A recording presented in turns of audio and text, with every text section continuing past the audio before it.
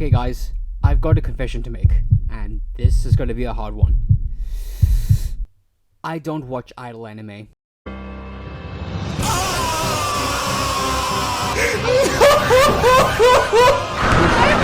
sorry to my world. I'm so sorry to my world. This is not what I want.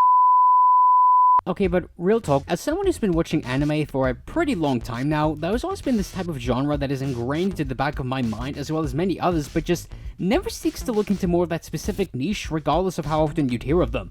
And those types of shows are generally what you would often come up with the term idol.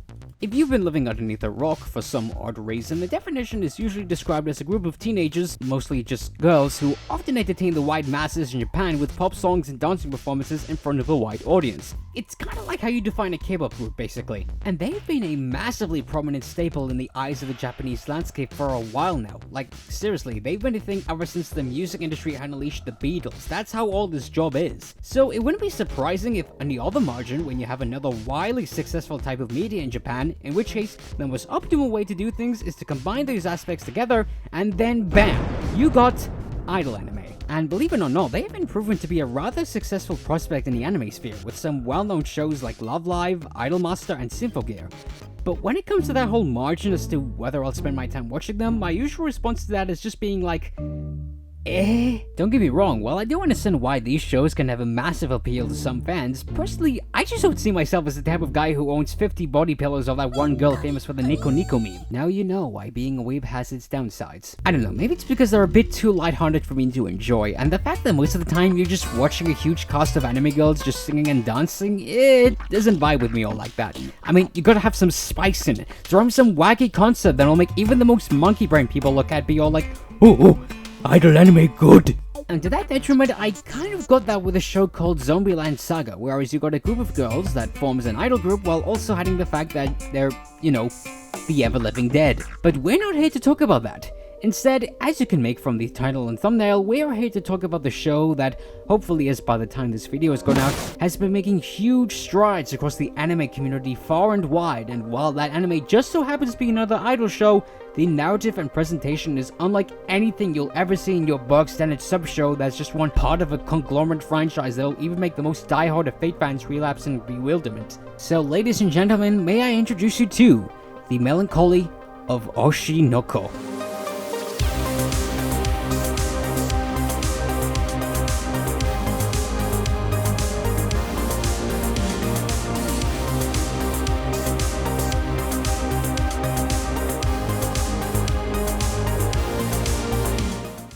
Based on the manga of the same name, Oshi Noko was founded and made by two well-known artists that already had a proven track record when it comes to having their own works getting adapted, with case being the illustrator Menko Yakoyari, who is primarily behind the works of Scum's Wish, and the author being Aka Akasaka, who you may or may not know is responsible for arguably making the best rom-com anime/manga to ever eclipse the weeb consciousness as of late. These two together serve as the major players behind this show, well, mostly Aka, as not only do they have already struck a chord within our initial audience, but it also garners the big question for everyone else being like, how would you write a story that's centered around idol culture? And to further that, why should you?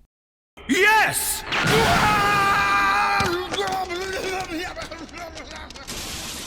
So the story begins with a doctor/gynecologist who just so happens to be a mega idol fan of a group that's mostly well known for including a very well cherished idol amongst its peers, whom goes by the name of Hoshi no Ai, which one day coincidentally happens to attend the hospital that he works at with a very sudden revelation that she happens to be pregnant. Now I bet you're already wondering as to how this came to be, since considering the person in labor here happens to be a teenage girl, but we'll get to that later. Over time, the doctor reluctantly agrees to look after her before the day she gives birth.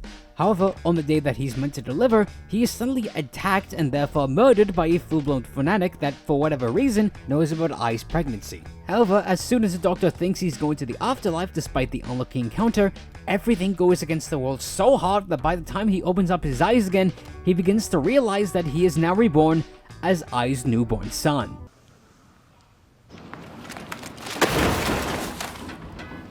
Now, I realize that for some of you watching this, you may find it as a big potential spoiler that straight up sounds like something out of fanfic.net. But nope, that's the whole premise of the show. Now that our surrogate character is reborn as a child of his fabled idol, he is suddenly thrust into the world of the Japanese entertainment industry, followed by his twin sister, who just so happens to be reincarnated as well. And that's pretty much it, really. What, were you expecting something else more outlandish? Well, I can assure you that there was nothing going on apart from that whole reincarnation bit, especially with, like, the memory intact thing. I mean, it's not like any times the show's just gonna pull a 180 and go into full-blown murder territory, like, oh god, is this really happening? Are you for real right now? Bruh, it's only the premiere episode, you can't just suddenly kill off the main poster girl like that.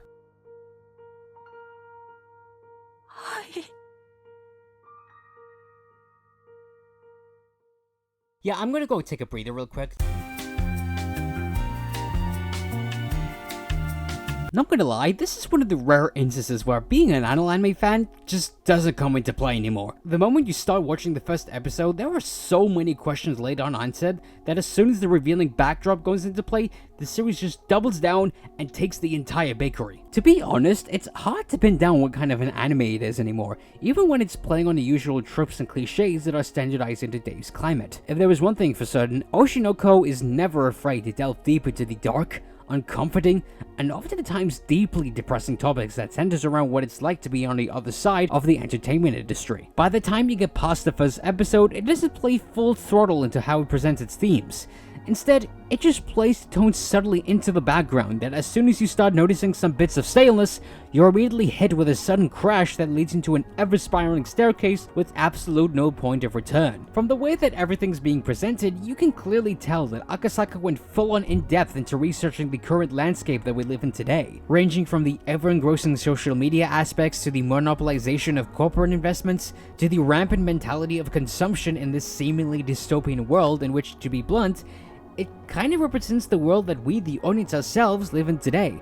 And that thought alone is kind of terrifying. But it's not just that either. While the show does technically center itself around the idol aspect of it all, there are plentiful scenarios that covers what it's like to be an actor, to be a film director, or just many other types of roles that are involved in generating all sorts of buzz in media. Hell, it even discreetly covers the experience of being a YouTuber in this anime. Like, goddamn Aka, you are too good for this world. It's really amazing how much positive reception this has gotten on not just the anime and manga landscape, but also manages to shape a critique on how we look at the many different aspects on the stuff that we regularly consume on a day-to-day basis, all the while raising awareness that the type of many different situations that happen in the show can potentially happen to anyone else in real life as well. You could kind of like view it as the Black Mirror of anime, if you can call it that, though I'm not sure that future technology far from our own will exactly play a helping hand with this series, but in all honesty, I don't think I need to worry about that anytime soon. While it may be best for me to describe what exactly goes on in Oshi after the first episode,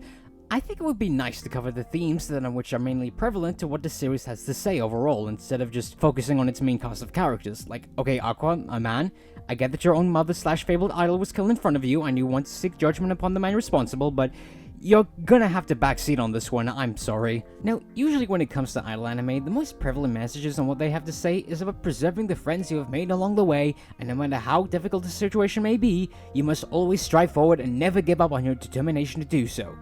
Which is a message that's pretty much been milked a ton, leading into it just getting kicked off dead at this point in time. We don't need this sappy ass shit! Like, that's something you'd see in your regular ass shonen anime, except the only key difference is that the characters there legitimately do strive towards the goals, while it's looking freaking cool to do so. I'd just like to remind everyone that I have never seen a single mainstream idol show before, so feel free to pin me down in the comments if you think otherwise. But no, what primarily separates Oshi from the norm is how it portrays the everyday conscience of being an idol. One whose primary goal is to build a false connection with people who have grown tired of the mundanity of everyday life. One who seeks to sell dreams to those who desperately wish to obtain, yet never seemingly could, and furthermore, look to isolate themselves from friends and families in order to endure busy work schedules with their talent agents, as well as avoiding these social pressures gaining upon their heads that grows larger and larger until they can no longer hold it any longer. And frankly, this isn't the first time that has been done in the way that represents the precise downsides of being an idol. In fact, that honor goes directly to the late great Satoshi Kon's Perfect Blue. Now, I don't want to get too deep into this simply because that would likely become another video in its own right, and I probably shouldn't fill in any more time in this video than necessary. Long story short, this film has arguably stood the test of time since the narrative perfectly showcases the modern landscape that surrounds the entertainment industry with our surrogate character dealing with all the common occurrences of being in the spotlight. And similar to Oshinoko, it is handled pretty gruesomely, albeit a bit confusing. And let me remind you that this came out in 1997. Yeah, that's right before the age of the internet started to take over, so now you know what exactly you're dealing with. Now, in a mild statement, it could be argued that this film is one of the biggest inspirations for this series, but honestly, with the way things are going on in this narrative, it now gets to a point where the similarities just get thrown out into the atmosphere, and crucially, that all leads back to our main poster girl, Oshi no Ai. See, what makes Ai in particular so memorable compared to our surrogate lead Aqua, as well as those around her that interacts on a daily basis, as an idol, it's unlikely that the other performers in the group share the same glimmer as her, one that especially feels like you're at a moment where you can never take your eyes off her because, well, I mean, look at her. From the way she acts and performs on stage, she feels more alive than her other contemporaries, and yet you are forever entranced into that performance. Despite what you just saw, you feel as if the whole experience that's led up to this point is a lie. Which, I mean, makes sense, because how can you love someone like her when you two barely interacted to begin with? But here's the thing, Ai is fully aware of this, heck, even more so than most idols. After all, it's her job to make you fall in love with her. And so, by the time her death is established, she remains as a staple for Aqua's whole character arc, and not just him, but the whole main cast in which you'll later see down the line, as they would react and thus interact with in the same manners that Oshi no Ai typically would. アイドルになれば愛してるなんて言葉は歌詞の中にいくらでも入ってる。それにみんな愛してるって言っているうちに嘘が本当になるかもしれん。嘘が本当に I know I'm starting to sound a bit pretentious here, but honestly, it's not that hard to be in a state like this.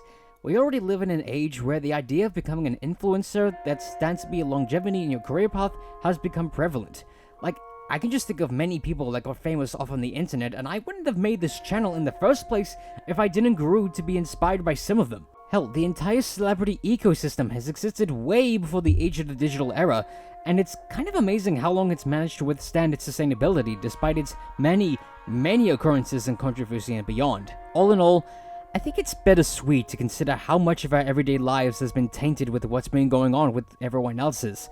Day after day, we often speak pleasure via discovering what other people have been up to, despite the fact that we might never tend to see each other eye to eye, both figuratively and literally. And sure, while the series isn't all dark and gloomy, like, again, this is coming from the same guy that brought you the best rom-com after all, the thing is that what made this show stood out to me on an Outlook's perspective is that you can't help but wonder just how different our lives would have been if we never had this sort of technology to begin with. Whether of the subject matter that's been touched on like obsession, corporate greed, and other stuff that I would not dare to go mention otherwise because YouTube does not like it when people say the S word, but whatever the case may be, if the entire aspect of social media and getting fame as a result of that didn't have a play in this anime, how different do you think this would have played out?